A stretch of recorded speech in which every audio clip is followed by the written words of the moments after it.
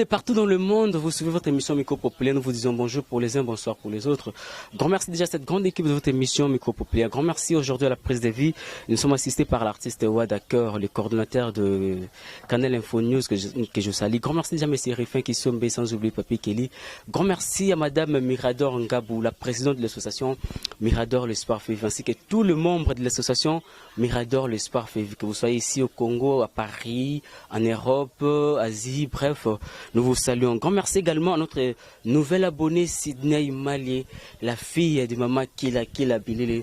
Sydney Malier, je te salue. Grand merci déjà à un très cher abonné, Yachena Bisso Asika, Venanga Tchacho Pito de Madrid. Voilà, question de parler de l'actualité. Aujourd'hui, là, il y a pas mal de sujets autour de sur la sujet, il y a on ne sait pas, l'archipapauté évangélico-pastoral Mukuna, entre guillemets. Et tout ce masolo, il y a Alexis Tamboimamba, affaire Maman Bijou Goya, sénatrice. Il y a Kinshasa Nabiso, affaire invitation pour boire du champagne. Tout le monde est sali, au Lubami, à Wanakata Kinshasa. Et puis également, tout le monde il y a pas eu mal de morts et bomi, sali en tout cas, ça a laissé vraiment pas mal de dégâts ici à Kinshasa. Ma famille Moussous Batikali n'a pas si, ma famille Moussous Bongo, Bandeko Bazaki Bongo, très cher pour Nabango. Nous allons également parler d'un dossier Oyasuka, il y a coronavirus, parce que dans ces dossiers, il y a vraiment à boire et à manger. Il y a des gens qui se posent des questions. Tantôt, Bapé Sibiso, 500 cas confirmés. Tantôt, Bato Bakoufi, Baza, minime, il y a effectif Bapesi. Et après quelques jours, Bapé ça sur ce monde effectif, Oleke Mata et qui tire, on ne sait pas. Qui trompe qui? Est-ce que et ça sur ce coronavirus, c'est comme dans un corona business, entre guillemets, ce sont là les sujets, toutes les questions qu'ils ont essayé d'élaborer tout au long de cette émission Micro Populaire. Grand merci Nayoum Tozinga pour la toute première fois. Moi c'est Jeffer Miko Téléphénix de la presse.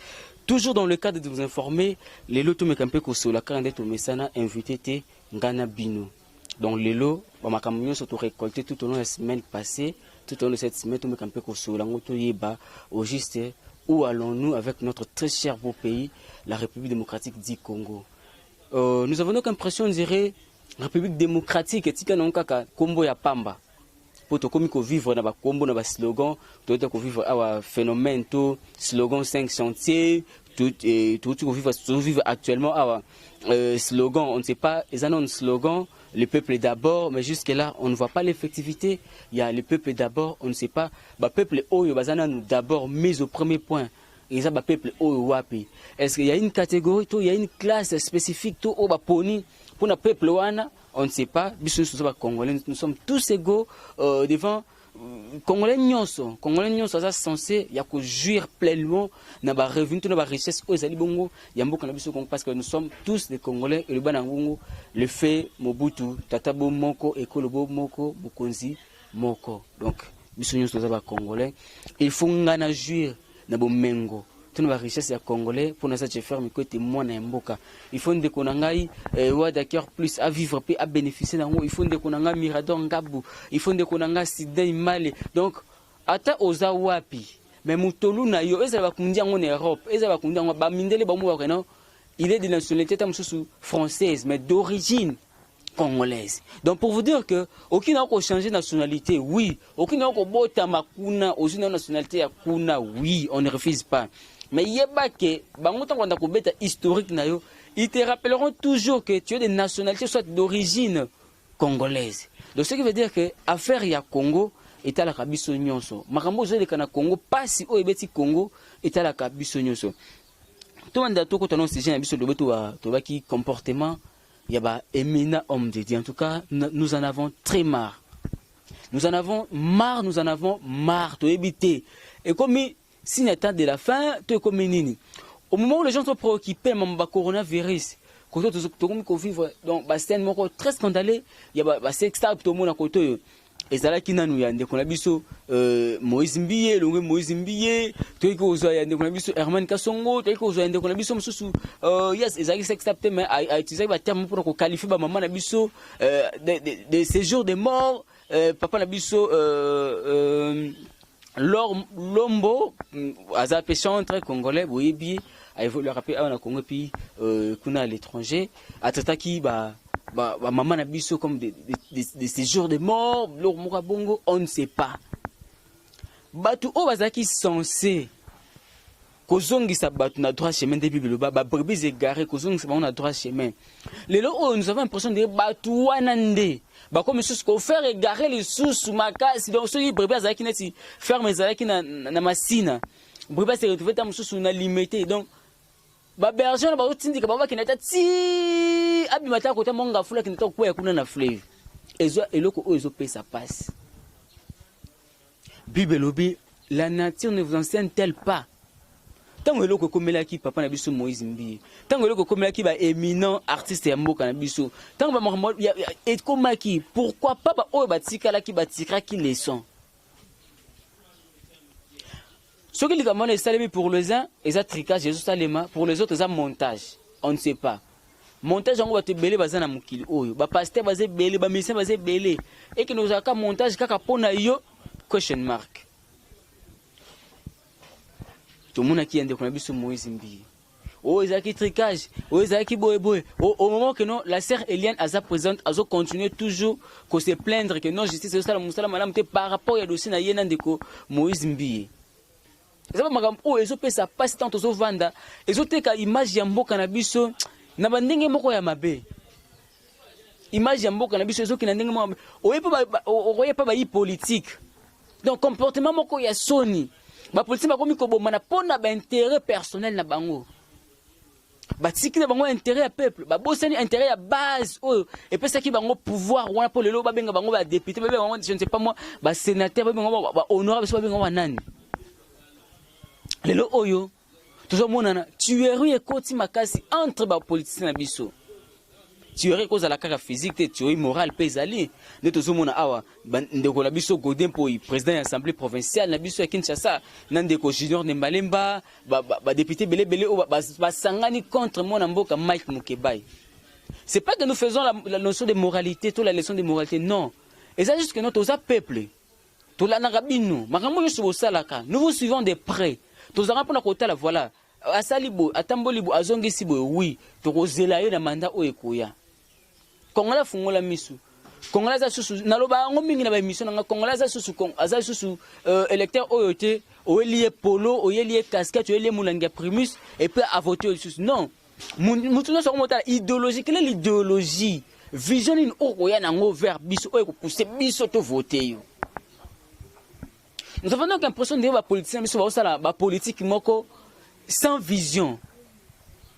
Oui, je sais que nous avons posté en 2023. D'ailleurs, j'en profite pour nous remercier soutien de Konabiso et les bandes d'Amboka au Bolingrabon de faire mes côtés. Je vous assure que non, en 2023, moi aussi je vais postuler. Les politiciens ont l'impression de dire bangon de place où on a mutu qui ko accéder. Non.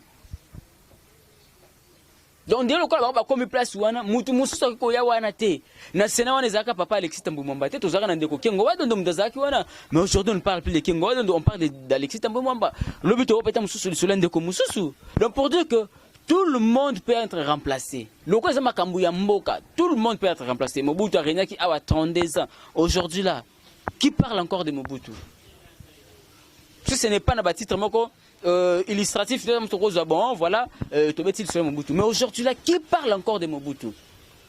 Tu es là aujourd'hui, na pouvoir, ozo profiter na pouvoir, na ozo abuser na ba fille batu amike, ozo abuser na bala ya batu, ozo abuser na musala, ozo abuser na personnalité ya mutu moko. Oui, sache-le très bien, mandat ezaka suka nango.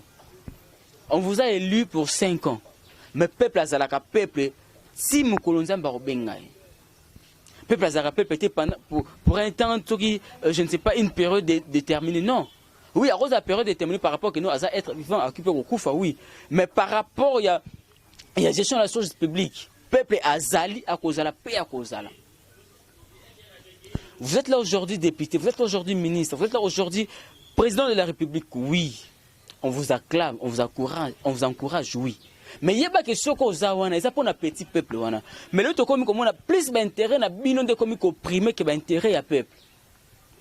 Tout na non de qu'on a biso Godin Poi. Kobo ça non avant entre guillemets casquette na yo ya politicien. oza avant tout pasteur. Pasteur d'une grande église, on a qu'à Kinshasa na biso. Maintenant, tout le monde a un comportement na bino na perchoir, il y a une assemblée provinciale à Kinshasa. Ils ont reflété tes images au boyaka na la période il y a campagne électorale na bino. Et encore moi, ils ont reflété tes images au bozalaka na mon église. Le tout le monde se va fondé sur son déco Mike Mukebai. Pourquoi après si a vu na bala na ba banon ba dossier wana ba construction ya bâtiment ya APK ba construction bele zo salema ezo kende wapi mbongo zo kende wapi par rapport à msala ozo salema ils n'ont pas les rapports par rapport à msala ozo salema tomoni ndeko Godin posali bongo président de l'Assemblée provinciale ndeko Junior ne balé posali bongo rapporteur tomoni ba ndeko bele wana ba telemeli mona mboka Mike Mukebai. Non, voilà, il y a des mains noires dans Mike Mukebai, il y a des ci, cela, il y a des... Non. Aza ouana, bapesi, bandeko na biso ya lingwala. Aza, député provincial ya lingwala, je crois. Bapesi ye place ouana, bapesi ye bonga wana, po alobela bango, amema pasi na bango kuna. Le tomoni tricage est comme Salema. Est-ce une assemblée provinciale tricage? Est-ce une assemblée nationale tricage? On ne sait pas.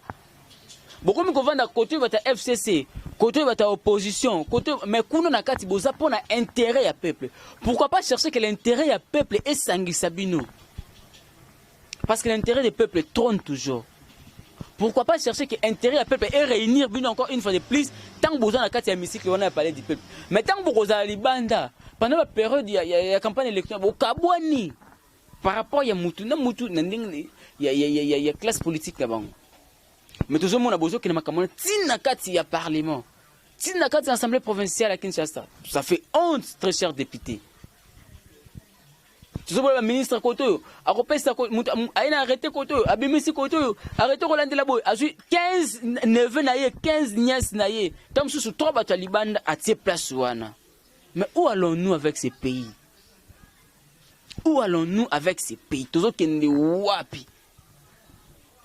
Pourquoi bamisusu balelaka bamisusu basepelaka bamisusu koto bazana matanga bilo kuna bozo fungola ba champagne bozo mela ba champagne. En tout cas ça fait très mal de fois quand on voit ba image mususu tout le monde bandeko ah ba kufi na période ya confinement oyo mbule beti ememi mandako ya batu. Vous les députés vous êtes là, personne n'a système même base na bon aux députés ta mususu ya bandal likambo salemi ta mususu na bandal yaka o assister base na o bazana problème mais personne ne venir rendre visite soit quoi assister financièrement moralement même. Ma base Nabino. Et puis vous allez dire que non, voilà, nous sommes là pour parler de ce peuple-là, peuple amerti, peuple azabou. Non. To fungole li bino miso, to fungole li bino mavondo. 2023, tozo zela bino. Déjà en 2022, ngai moko na komanda koleka na ko continuer koleka na chaîne loko awa na komanda déjà ko sensibiliser batu oyo ba ko voter na 2023. To voter les sous pour na to faisait tout pour na kanyaka te pour na polo te pour na chapeau te pour na mulangi ya prémisse te o la prémisse OK o subi yango mais o pesi mutu moko ba mandat pendant 5 ans anyoko la kayo pendant que régime les autres ko pesa yo eau potable te ya za kuna zo melane eau potable mais azo ko kolobela yo te o yo mutu pesi ye pouvoir avant d'aller lo benga honorable député. En tout cas ça fait très honte.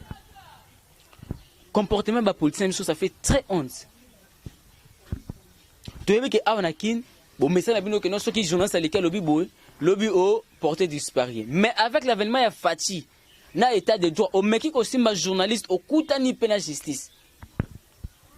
Au Mexique au Bengangade au salaire en l'autre fois, tous les cas tous les makambo de Kwelezia, au Bengang au menaçanga, na les cas le makambo ya papa na biso colonel Ibrahim Zaka bongo porté disparu, bon Bengang au menaçanga. Mais bon, que non, justice est allée. Et je peux ça passer. Et je peux ça sonner, pe mawa. Les policiers dans le monde bazaka na Congo. Pourquoi les images des policiers mususu, bazo me camper ko luka oui, les policiers bazata bozo mais ils cherchent au moins il y a ko garder cette image na parce que la politique reflète l'image d'une nation, l'image d'un pays.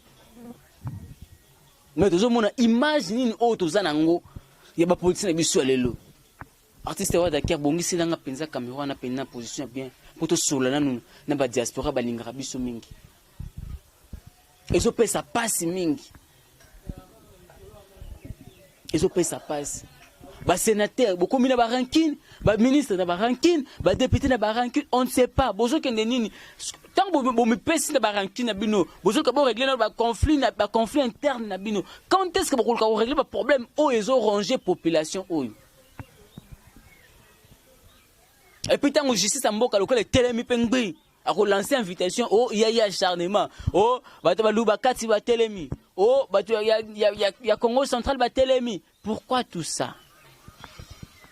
Bakangi monantiemi bane Congo batomboki bakangi ndeko Vital Kamerhe oh na bande ko na biso ya Goma ya bande biso ya est bande biso ya Kindu suya Maniema suya nini batomboki basalibe. Mais pourquoi bosonga bozongisa soso mulimu ya tribalisme na mboka oh?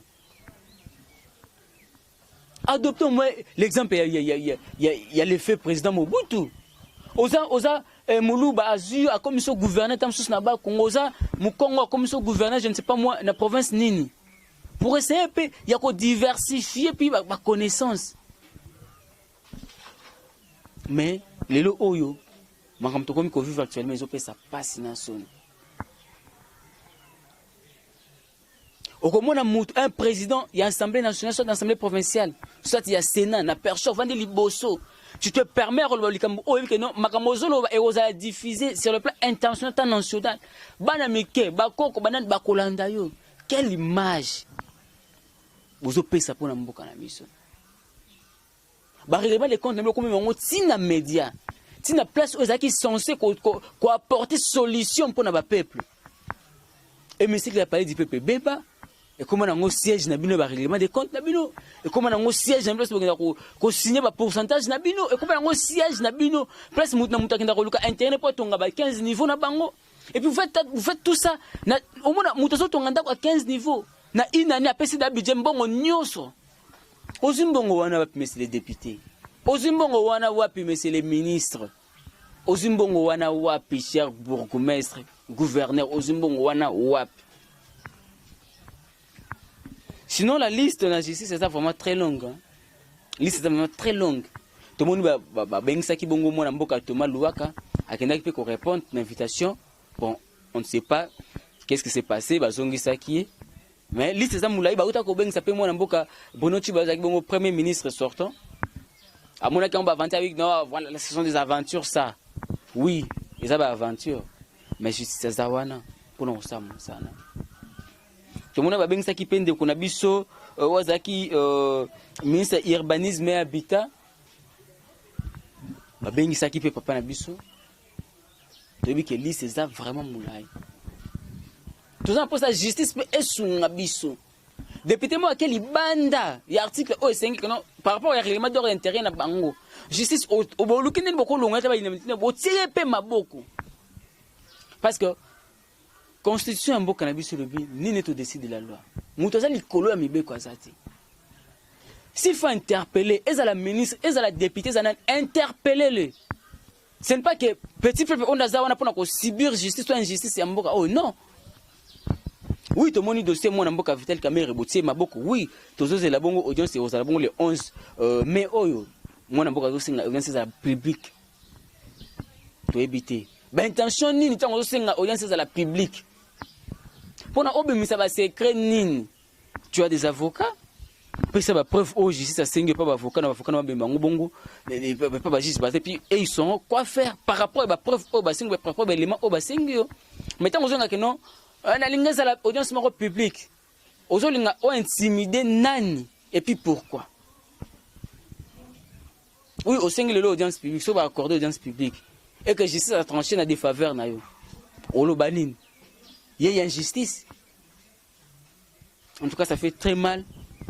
Tout ce qu'on a récemment dans le Sénat, tu as vu que les sénateurs, classe de Sénat, siège de homme sage Yamboka. Donc, ils ont reflété l'image de la sagesse Yamboka na biso. Mais bis na biso na bino tout est vivre scène où il est collé na Sénat. Tout le monde qui m'a quand on est salé maka, tout est salé maki, ceux qui fait rattaquer, ceux qui fait n'engenine. Et ko bima bongo na chaîne nationale et puis wapi, na Sénat. En tout cas, nous avons quelquefois ou quelque part de l'estime pour le président Bisso ya Sénat, mais des fois et puis ça passe tant tout le monde papa Bisso Alexis Tambwe Mwamba façon de se comporter. On a connu les papas qui ont na perchoir wana ya Sénat. Tout ce que comme on a que papa qui ont ça makambo oyo Alexis Tambwe Mwamba so sala.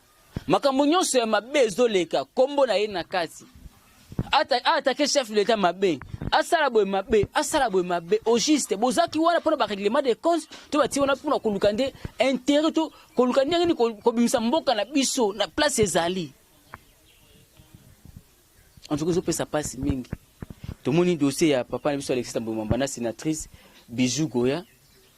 Ba invité qui est ce gars de champagne d'après va dire ya maman na biso sénatrice Bijou Goya. Na ndenge ya bien pour parce que bah oui Sénat c'est déjà une grande famille bah ça la kango bon lelo nanda ko nani ndenge banda ko sala ngo na régime to na reine ya papa na biso kengo dono ndé pa même qui idée wana bi mon voilà président et puis ça na période ya élection na campagne électorale par rapport banda ko lukaso qui rapporteur ce qui adjoint so ni za poste bi masuki rapporteur adjoint so qui nan mais voilà qu'aujourd'hui puisque maman na biso Bijou Goya a sengi na mona mboka Alexis Tambwe Mwamba abimisa ba preuve par rapport il y a des man na koti saki pona mboko moko ezaki des questions pour la construction sur ya nini ngo papa Alexis Tambwe Mwamba a manqué na ba argument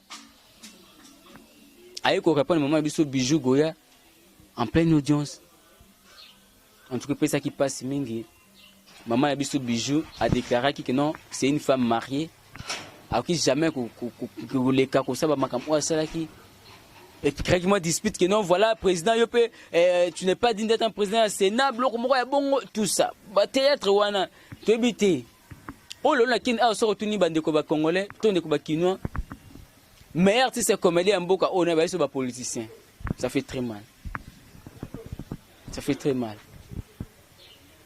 ça fait vraiment très mal. Dossier mususu do mona awa ya papa na biso mukuna. Etolo mo ya papa mukuna bimeli banda etolo mo zo diembela kaka. Ah non mboko to ebité. Ba bloko abongo aussi ça fait partie de la malédiction pe ozo na mboka na biso. On vous appelle patient, on vous appelle je ne sais pas moi archipopate sokini évangélico sokinani. Mais soyez au moins exemplaire. Bon père ça va fidèle à l'impression de beaucoup na mapata pour bosaka ba makamate metala lelo ba image mine ko mobima na kati mutu ka boko kima ba flat hotel po que non kuna ba filma ka mino to ba secret ba réceptionniste na bimisa ka mama mino poisse donc mona ka balinga ba mitu ka minene mutu ka filmer do o mona mutu ka meso ezaleti 3 chambres salon 12 salles ben na kati ma munyo ça sala na kati ba mitu ka na bangwana to mona ka bango mona mutu ka présence mba pa kana ko mo ka mulili et ça ni une aire de service pété. En tout cas, ça fait vraiment très honte. Il y a vraiment un bloc à bout. T'as le lot, papa n'a biso mukuna. Et tolo libanda. Vous êtes quand même un père de famille. Vous avez quand même une famille. Vous êtes une église à mounene, oza. Presque dans le monde entier, ozo balanda kabino. Mais bloc à bout. Pour ces fanatiques, oza montage. Pour l'adversaire, na e azui. Bon, je comprends pas. Oza zakana ba on a kati kati. Quel exemple à suivre? Bande komizima ba oseka biso bande komisusu ba oseka ezo pesa passer kaka église de réveil ni boyela ba makambo oyo ba wera son ko to ba musicien profane bobenga to tikolo mona wera taka carré wera son za kana ba six wera son za ezo wasi wera son dakenda ko beta makembe selibanda te abeta makembe selibanda mais pourquoi ba vidéo na bango bimaka te kaka ya bino ba éminent pasteur ba éminent politicien mboka oyo. Et puis vous avez aussi des gros diplômes. Je suis sûr que licenciés, ceux qui ont une université, ceux qui ont Sorbonne, tant aussi ceux qui ont une formation, ceux qui ont appris. En tout cas, vous faites la honte. Yambo Canabiso. C'est pas que nous vous donnons la leçon de moralité. Parce que nous sommes tous faillibles. Mais du moment où nous avons se conformer. Tout le monde s'est conformé tout à l'heure. Maramona osala nana rolanda nana lelo soke salibo. Et puis moi ça repose au mena kata mutuka. Ba fi ba tobola mutolu abadata moi personne na mutolu. Na église côté ya bandimini ba ser bazana côté ya bango nini. Voilà pourquoi tout le monde a kana ba église mona ba protocole ba nini kaka ya mikuse pour tant zo leka kuse zo frotter on a passé aux composition déjà. Et puis ça passe mingi. Ils ont ça passe mingi. T'as le et tout le monde papa na biso évêque muku na libanda. Ils ont ça passe mingi. Tu éviter am so que non ils a règlement de compte le cola tout chaque FCC mingi le cola confrontation ba ngona Jean-Marie Kasamba na émission yande kona biso Isaac Mutombo eleka ki yango ba sali bongo pona ko diminuer évêque muku na oui ba sali bongo pona ko diminuer est-ce ba mba mema ke ba longoli si bilamba po et tout le monde a monana entre guillemets. En tout cas ils ont fait ça passe mingi na éviter équipe technique na ngai kuna ceux qui comme déjà ko kende malembe na ko cité en tout cas ils ont fait ça passe mingi tant que le bakamba boza po bino ba politicien biso bo bongisa boye baraka ils ont bandé ko oyo batala kabino ils ont bandé ko oyo tant mususu tango teyaka tant tu me bloque comme ko bima awa mukuno bosa ni ba fufoki ndako lia ndako kabila ata kabila sama bima kanisa ta fufoki ndako lia o memela ka tango ka o divorcer na mwasi na yo o memela ka mwasi na yo meme pas maman livre va mona ye tout ça pourquoi? Quand vous avez fait ça, c'était en coulisses entre vous, je ne sais pas, entre vous frères, entre vous les complices pour Bomalabis au Congo. Mais quand ça a bardé aujourd'hui, là, Moutunion sur ça, censure, et que non, voilà, Moukuna Memaka, moi, c'est pas maman livre, mais tout ça pourquoi? Est-ce que les Congolais ne méritent pas mieux que ça? Les Congolais ne méritent pas mieux que ça. Au moment que nos sociétés, il y a peu ça au rabais. Dollars, ils ont mattaqué à 185 000 francs pour 10 $. Donc 1 $, et comme le lot, 2000 francs, 1850 francs. Vous ne voyez pas que c'est trop cher, c'est trop pesant pour les peuples congolais. Tout ça, vous ne voyez pas. Vous avez concentré dans la futilité. Au moment où Madagascar, a commenté ça, qu'il faut éradiquer complètement la maladie aux Obama. Voilà que Bino va passer dans biso, voilà que Bino va honorable dans biso, va politicien dans biso aujourd'hui là. Bo tourner regard na Bino vers la futilité. Dans tout ça, où est la part du peuple congolais? Où est la part de la RDC? Quelle est l'image que vous vendez Yamboka na biso na libanda? Quelle est l'image? En tout cas, ça fait très honte de fois. Congolais. Voilà pourquoi les Congolais sont maltraités. Na bamboka misusu. Pour ni bamboka na mboka na bino moko nanu. Bo vivre ti banyama. Or ba Congolais ba peuple moko très hospitalier. Ba mbaka ba tout bien. Aux à l'étranger na Congo ba ko yamba obe okosala business en ndengo lingi. Na ba généraux ba kota na ba kope ba mafia. Okomona un Libanais aye asali na atongi na eloko na ya beti Congolais et puis il sera protégé par un général, je ne sais pas moi, à la police, il y a une unité de FARDC et tout comme ça. Mais allez-y faire ça hier, au moins, les Congolais va bête, nyoka coûte bien. Pourquoi? Bah, politiciens, vous avez très mal vendu l'image de notre pays. Et puis, biso moko ba Congolais, comportement na biso très mabé. Ce que n'y a pas ba bani ko beta ba étranger, mutali boso ba ko beta ba ko kango kaka Congolais. Ce que n'y a pas paya, bah toi ça le pillage. Mutali boso bona côté magasin bimisi da ko pio kaka Congolais. Pourquoi? Source. Il y a un autre le bon bandel awa. Tu peux être aujourd'hui, je ne sais pas, des nationalités anglaises, mais il y a qui ba kutangela d'origine congolaise. Nous tout ça n'a origine na bisoté. N'oubliez pas notre originalité. Outi na Congo, oza papa na yo bien que outi na étranger. Abo je ne sais pas moi, na Amérique, na Asie, ce qui va puis oza congolais.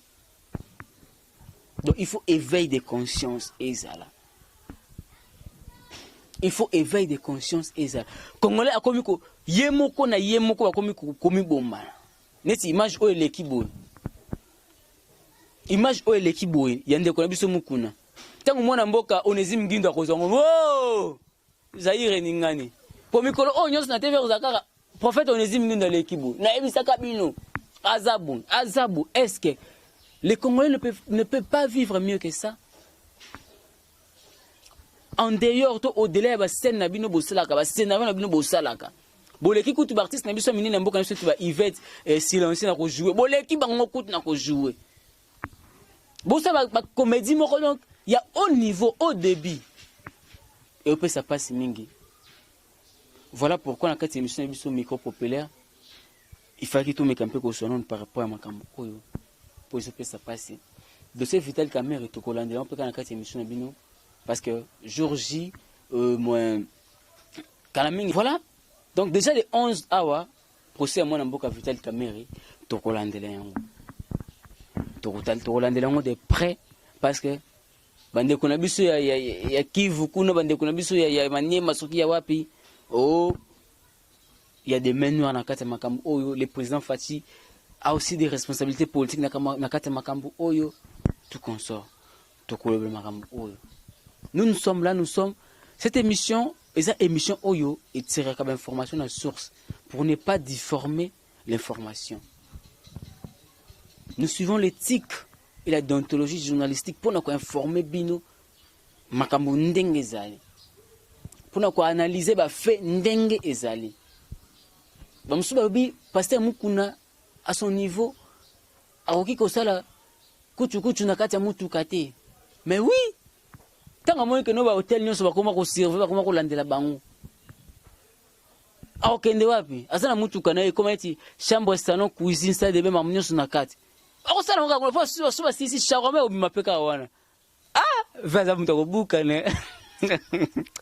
Maman, et puis si passe mingi, voilà, c'était là votre très cher ami, votre très cher petit, votre très cher tonton, votre très cher et cousin et neveu pour les uns. Et moi, Namboka, je ferme mes téléphones, la presse. Bosunga, tout ça, la collecte. 2023, tout ça, jeune chance. Joseph Kabila a le pouvoir, ah, Zaka jeune. On croyait, on espérait au moins que Tam Sousa Wele Soumakamboya bien. Mais papa n'a pas Zaka Penepene Mobutu. Bangwana que Bakosa qui Joseph Kabila. Et puis ce sont toujours les mêmes papas qui vont continuer pour travailler na Fati. Gloire à Dieu. Fati a fongolé li banguma vendre. Au salika bou. Justice Satindi invitation. Invitation on a fait c'était que au lio melo lango ba oti ko landa kote. Au lango meli be piu mbokae. Au lia vungulé. Sinon nous signalons que mon Mboka Vital Kamerhe c'est pas des c'est spéculation té azobela mais ils a poisonné ndenge bazo le kisango bazo spéculer ba fake news non. Asa empoisonné té mais aka jusque mon Mboka Vital Kamerhe azobela et toyebi ki tokoluka ndenge tokosala pour bien qu'il y a non interdit la visite mais surtout le comité mais campé en contact naie si possible tokosala même émission en direct naie et bolanda même prochainement. Et tout au long de l'émission Bino Micro Populaire. Et puis, grand merci déjà à Batbo soutenir l'émission Bino Micro Populaire. Grand merci le maman Mirador Ngabou, président de l'association Mirador Ngabou, l'espoir fait vivre. Grand merci, bon, on a abonné à l'émission Sika, Sida Malé, la très chère fille à maman Nabiso qui l'a bilé, en tout cas, depuis Paris, Topesio Mbote. Grand merci, P. Nous abonné nyonso au Balingrabongo, émission au Micro Populaire. Bino Mopesaka, change, tant beau commentaire, tant beau imaka. Et motiver plus tout ça dans quelles conditions nous faisons ce travail et tout ça tout ça parce que et vous avez posé information.